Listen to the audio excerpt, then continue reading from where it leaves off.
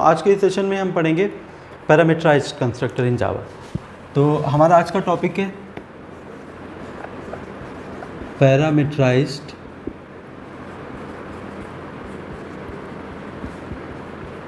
Constructor इन जावा। Parameterised constructor क्या होते हैं? ऐसा कंस्ट्रक्टर जिसमें कोई आर्गुमेंट वैल्यू पास की जा सके उसको हम पैरामीटराइज्ड कंस्ट्रक्टर बोलते हैं। मतलब जो हमारे पैरेंथेसिस थे वो अभी तक ब्लैंक रह रहे थे क्योंकि डिफ़ॉल्ट कंस्ट्रक्टर हम पढ़ रहे थे। अगर उसी पैरामीटर के उसी पैरेंथेसिस के अंदर कोई वैल्यू हम पास करेंगे तो वो हो जाएगा हमारा पैरामीटराइज्ड कंस्ट्रक्टर। तो इसकी डेफिनेशन ये होगी, a constructor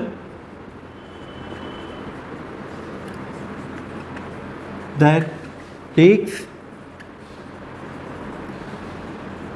argument value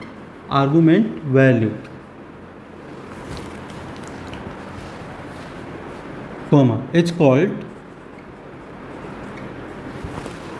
parameterised, या इसको कहीं कहीं पे आर्गुमेंट कंस्ट्रक्टर भी बोलते हैं। इट्स कॉल्ड पैरामीटराइज्ड और आर्गुमेंट कंस्ट्रक्टर। अब इसमें ये होता है, ये जो ये वैल्यू होती है, ये वैल्यू हमारी प्रिमिटिव टाइप की हो सकती है आर्गुमेंट वैल्यू, और ये नॉन प्रिमिटिव टाइप की भी हो सकती है। तो इस आर्गुमेंट वैल्यू के बेसिस पे हम पैरामीटराइज्ड कंस्ट्रक्टर को टू पार्ट्स में क्लासिफाइड कर सकते हैं। तो हम यहाँ पे लिख सकते हैं on the basis of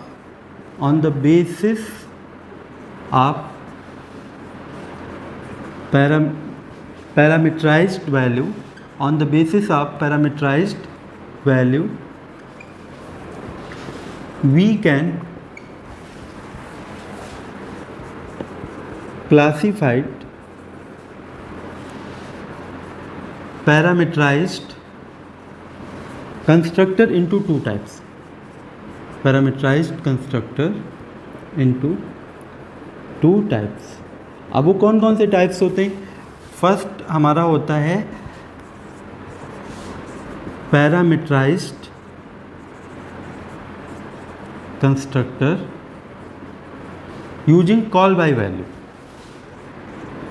parameterised constructor using call by value. Call by value में प्रिमिटिव टाइप की वैल्यू पास करते हैं। सेकेंड कैटेगरी होती है इसमें पैरामीटराइज्ड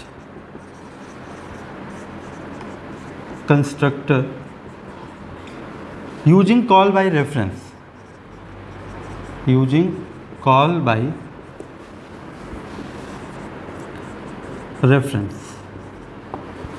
तो ये हमारा दूसरा टाइप हो गया। अब इसमें हम अभी टॉपिक 1 स्टार्ट करेंगे, मतलब फर्स्ट टाइप स्टार्ट करेंगे parameterised constructor using call by value.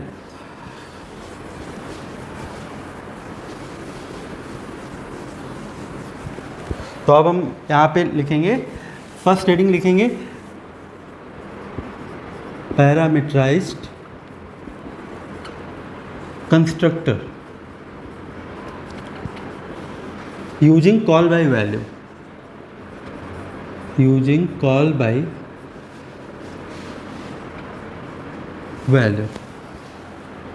इस कंस्ट्रक्टर के बारे में अगर हम बात करें तो हम ऐसे कह सकते हैं, ऐसा कंस्ट्रक्टर जिसमें हम हमेशा ऐसा कंस्ट्रक्टर जिसमें हम आर्गुमेंट हमेशा प्रिमिटिव का मतलब होता है इंटीजर, फ्लोट, कैरेक्टर, बूलियन, इस टाइप में पास करें तो वो हमारा parameterized constructor using call by value होगा।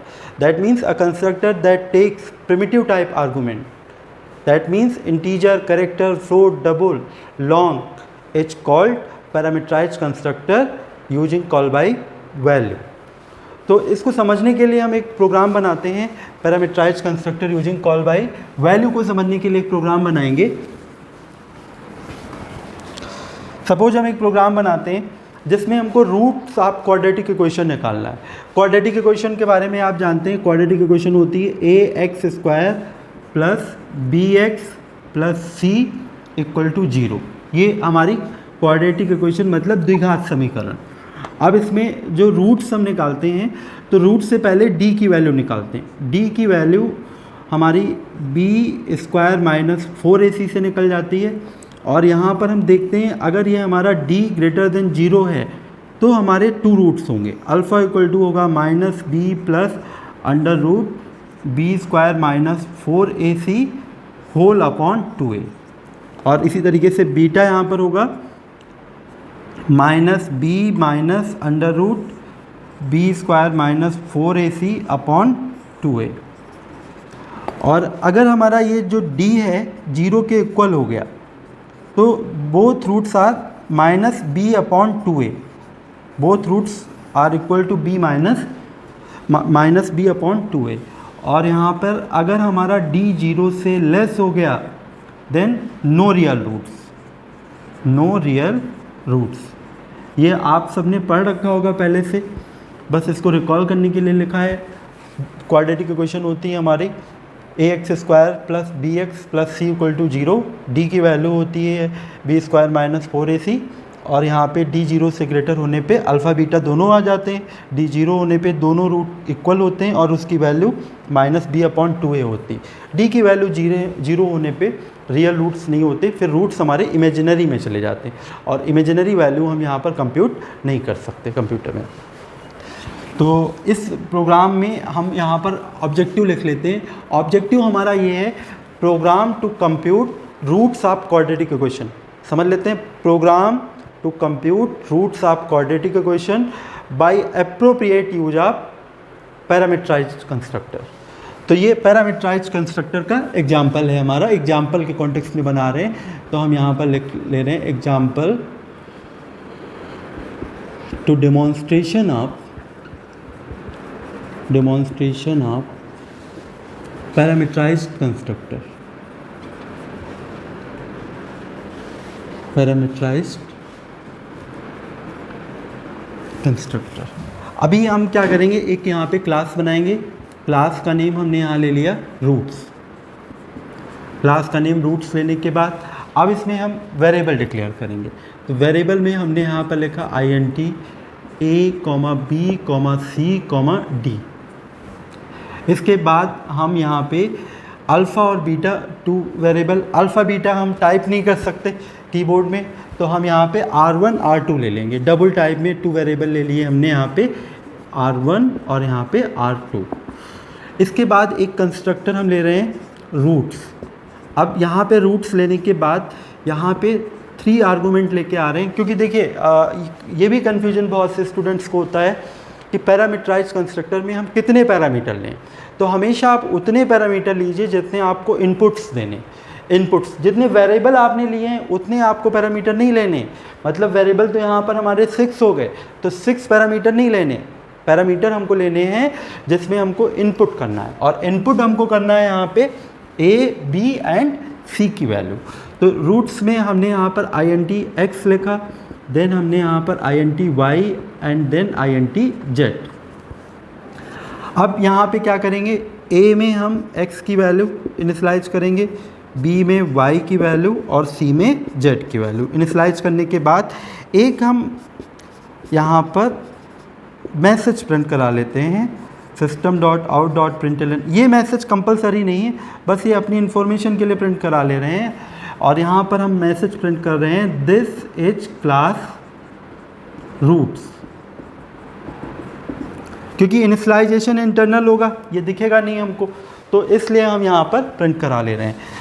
अब इसके बाद हम एक मेथड लेंगे और उस मेथड में हम रूट्स कंप्यूट करने का फॉर्मूला जो अभी लिखा था हम लोगों ने उसको हम इम्प्लीमेंट करेंगे। तो यहाँ पे एक हम मेथड लेंगे, मेथड का नेम लिया हमने wide find roots.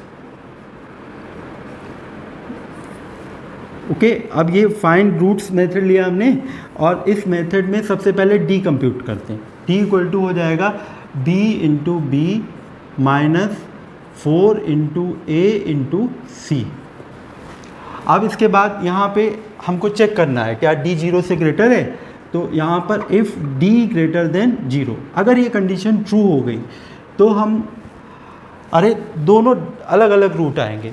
First root हम R1 में कंप्यूट कर लेंगे, सेकंड R2 में। तो हम यहाँ लिखेंगे R1 equal to minus b, bracket लगाएंगे और यहाँ पर प्लस मैथ क्लास का यूज करेंगे, M कैपिटल होता है इसमें, मैथ डॉट SQRT और यहाँ पे लिखेंगे D। इसके बाद ये ब्रैकेट क्लोज करेंगे अपॉन 2 इंटू ए। अगर ये लिखेंगे आप इस तरीके से तो इसका रिजल्ट गलत आएगा, क्योंकि ऑपरेटर प्रेसिडेंस में डिवाइड और इनटू का प्रेसिडेंस इक्वल होता है। तो ये करेगा क्या, पहले 2 से डिवाइड कर देगा पूरे रिजल्ट को और उसके बाद ए से मल्टीप्लाई करेगा। हमको तो होल अपॉन 2 इंटू ए चाहिए, तो यहाँ पर ये पैरेंथेसिस यहाँ पर आपको लगाना ज़रूरी है। अगर इसको आप नहीं लगाएंगे तो आपका रिजल्ट गलत आएगा। क्यों? क्योंकि यहाँ पर डिवाइड और इनटू दोनों का प्रेसिडेंस इक्वल होता है। तो ये करेगा क्या, ये डिवाइड करने के बाद मल्टीप्लाई करेगा, जबकि हमको 2 इंटू ए से पूरे से मल्टीप्लाई करना है, इसलिए ब्रैकेट यहाँ पर कंपलसरी। अब उसके बाद R2 इक्वल टू हम लिखेंगे यहाँ पर minus B plus math dot SQRT D whole upon 2 into A. इसके बाद हम यहाँ पर इनको प्रिंट कर लेंगे, system dot out dot println √1 equal to, और यहाँ R1 की वैल्यू को प्रिंट कर लिया। इसके बाद सेम हम ऐसे लिखेंगे system dot out dot println और यहाँ पे √2 इक्वल टू R2 की वैल्यू को भी प्रिंट कर लेंगे। ये R2 की वैल्यू भी प्रिंट हमारी हो गई। अब दूसरी कंडीशन पे आते हैं। दूसरी कंडीशन है एल्स इफ, अगर हमारा D इक्वल है 0 के, अगर D 0 के इक्वल है तो दोनों रूट हमारे होंगे माइनस बी अपॉन 2a। तो हम यहाँ R1 इक्वल टू लिखेंगे माइनस बी अपॉन, यहाँ ब्रैकेट फिर लगाना ज़रूरी होगा, 2 इंटू ए। ये ब्रैकेट आपको लगाना यहाँ पर कंपलसरी। और फिर हम मैसेज यहाँ पे प्रिंट कर लेंगे बोथ रूट्स आर, और R1 की वैल्यू को प्रिंट कर लेंगे system dot out dot println यहाँ पे बोथ रूट्स इक्वल टू, और R1 की वैल्यू को प्रिंट कर लिया। इसके बाद एक कंडीशन और आ जाएगी, हो सकता है कि जो हमारा D है, D कंप्यूट होने के बाद वो 0 से लेस हो गया हो। तो हम यहाँ पे एक दो कंडीशन तो हमने पहले से चेक कर ली, D को 0 से ग्रेटर चेक कर लिया, D को 0 से लेस चेक कर लिया। अब ग्रेटर भी नहीं है D 0 से, लेस भी नहीं, सॉरी इक्वल भी नहीं है, तो इस सिचुएशन में तो लेस ही होगा। तो अब तीसरी कंडीशन लिखनी नहीं होगी, एल्स के साथ उसको लिख लेंगे। यहाँ पे हम लिखेंगे एल्स और यहाँ पर हम लिखेंगे मैसेज केवल प्रिंट कर लेंगे no real root, system dot out dot println और यहाँ पे मैसेज प्रिंट कर लेंगे नो रियल रूट। और इसके बाद अभी हमने क्या क्लोज कर दिया, इस मेथड को क्लोज कर दिया। अभी तक हम जितने भी प्रोग्राम बनाते आए हमने हमेशा मेन के लिए अलग क्लास लिया। तो आपको ये भी कन्फ्यूजन हो सकता है कि मेन के लिए हमेशा अलग क्लास लेना होता है। नहीं, मेन के लिए अलग क्लास कभी भी कंपलसरी नहीं होता है, बट वो प्रोग्रामिंग प्रैक्टिस में अच्छा होता है कि हम मेन के लिए हमेशा अलग क्लास लें। तो मेन हम इसी क्लास के अंदर लिख सकते हैं। यहाँ पर हम लिख लेते हैं मेन मेथड, क्योंकि मेन नहीं लिखेंगे तो प्रोग्राम का एग्जीक्यूशन स्टार्ट नहीं होगा। मेन और यहाँ पे स्ट्रिंग AR। अब ये हमने क्लोज कर लिया। क्लोज करने के बाद रूट्स का हम ऑब्जेक्ट बनाएंगे। तो हम यहाँ पे लिखेंगे roots R equal to new roots और यहाँ पर वैल्यू दे दिया हमने -7, 8, 10। और फिर उसके बाद देखिए जब ये लाइन हम लिखेंगे तो कंट्रोल हमारा आएगा रूट्स क्लास पे और इन सारे वेरिएबल्स के लिए मेमोरी एलोकेट हो जाएगी।